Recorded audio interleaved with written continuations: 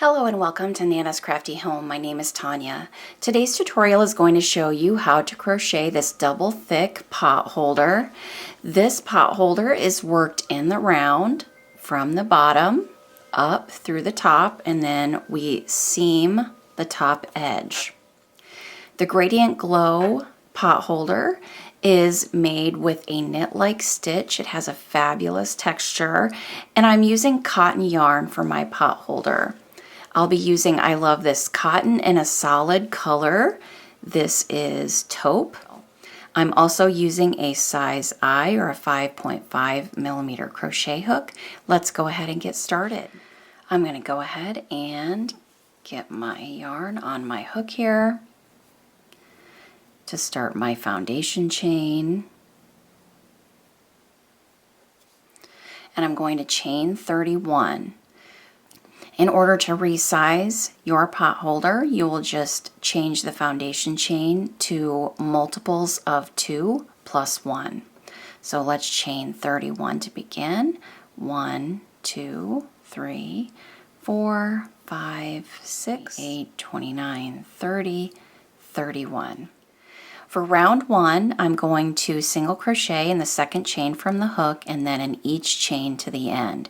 So in that second chain, we're going to work a single crochet and a single crochet in every chain across to the end.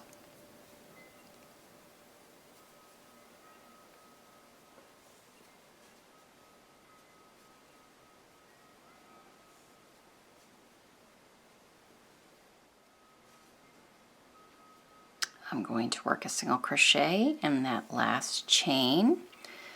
And now I'm going to begin working in the unused loops of my foundation chain. So I'm going to rotate my work and work a single crochet in that unused loop from that last stitch that I just worked.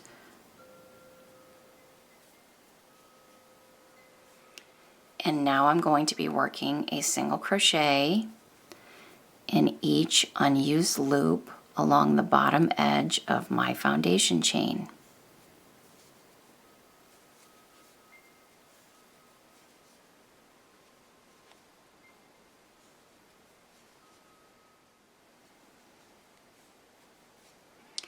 And then work a single crochet in that final loop.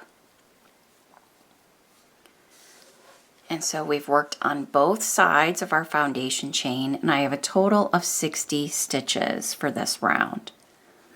I will not be joining at the end of each round. I am going to be working seamless rounds throughout this pattern. So the best thing to do would be for you to put a stitch marker to keep track of that first stitch of each round. So for round 2, I'm going to work a center single crochet in the first stitch. A center single crochet is also known as the waistcoat single crochet stitch. And it's a single crochet, but it's placed a little bit differently than normal. So typically when we work a standard single crochet, we're inserting our hook under those top 2 loops to work our single crochet. When we're working a center single crochet, we're going to be inserting our hook in between those legs, those 2 bars here at the bottom of the stitch, and I'm going to be inserting my hook in between the 2 legs. So I'm going to be inserting my hook in between those 2 legs at the bottom of my stitch here and pushing it towards the back, and then finishing my single crochet. And again, to keep track, go ahead and place a stitch marker in that first stitch. Now, chain 1, skip the next stitch, center single crochet in the next. So in the next single crochet, insert your hook in between the 2 legs at the base of that stitch and push it towards the back. And we're going to be inserting our hook and then guiding it to the back towards my hook. This keeps our stitch from slanting excessively, keeps our stitches straight up and down. So then finish your single crochet. chain 1, skip 1, center single crochet in the next, and again insert our hook and push towards the back. Chain 1, skip 1, center single crochet in the next. And you can see on the back side here, I'm pushing my hook through to the right hand side of the back of that stitch. Chain 1, skip 1, center single crochet in the next. Chain 1, skip 1, center single crochet in the next. And as you get a feel for it, it'll become much easier as you work. Chain 1, skip 1, center single crochet in the next, and continue repeating that all the way around. When we get to the section where we turned and started working along that bottom edge, we're going to just continue repeating chain 1, skip 1, center single crochet in the next, chain 1, skip 1, center single crochet in the next stitch,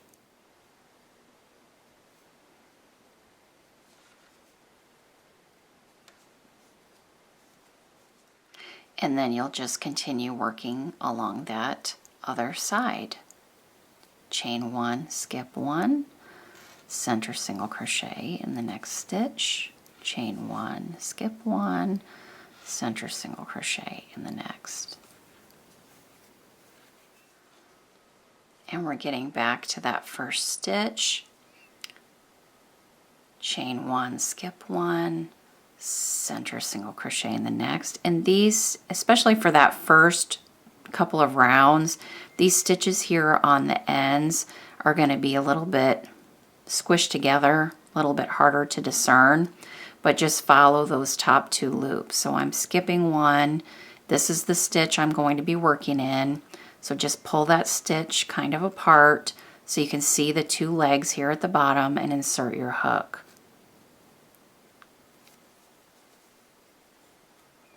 Chain 1, skip 1, and now I'm at the beginning, and I'm going to work a center single crochet in that first stitch. So this is the stitch that I've marked. Follow those 2 loops down. Here's the leg of that single crochet stitch.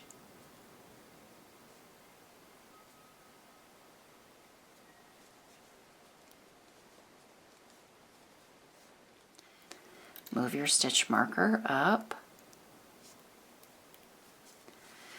And now we're going to be skipping over those chain 1 spaces and working only in to those center single crochets from the previous round. So chain 1, skip the next chain 1 space, center single crochet in the next stitch, chain 1, skip the chain, center single crochet in the next, chain 1, skip the chain 1, center single crochet in the next stitch. And we're just going to be repeating that on around and around and around until you have achieved the height that you want. I made a square with mine, so my pot holder ends up as a total of 7 inches in width and 7 inches in height. So I just measured, and once I got to 7 inches, I finished working the repeat. So you're just going to continue repeating all the way around, working a center single crochet in each single crochet from the previous round, chain 1, skip the chain, and repeat. And you can see already, since I'm not working increases on each end, this is going to start cupping up on the ends to create a double thick sided pot holder.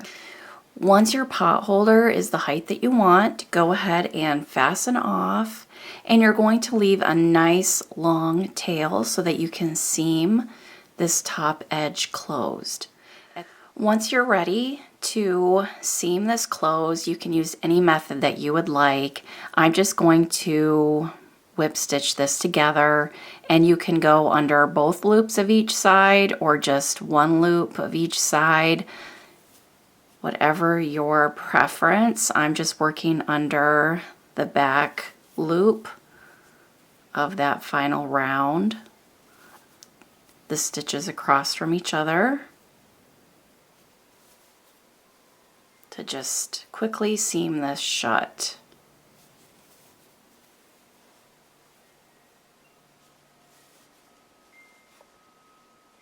Once you've seamed the top edge of your pot holder together, at this point you could use the rest of your long end to add a wooden ring to the corner.